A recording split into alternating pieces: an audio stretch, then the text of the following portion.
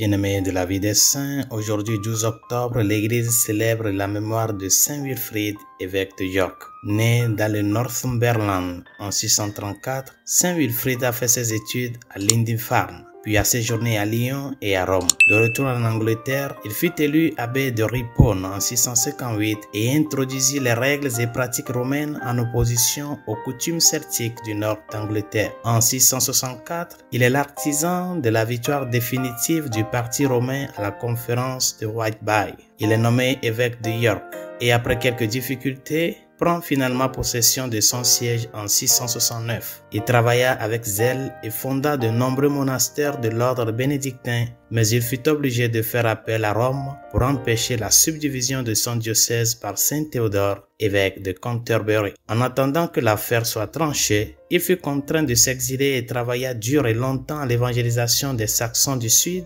païens, jusqu'à son rappel en 686. En 691, il dut se retirer à nouveau dans les mines. Rome lui donna à nouveau raison.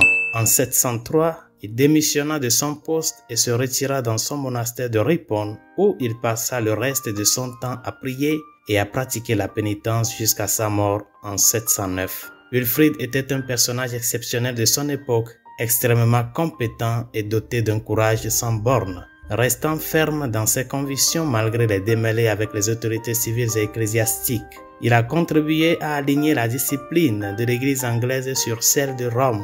Il fut également un pasteur dévoué et un missionnaire zélé et compétent. Son bref séjour en Frise, entre 678 et 679, fut le point de départ de la grande mission anglaise auprès des peuples germaniques d'Europe continentale. Prions.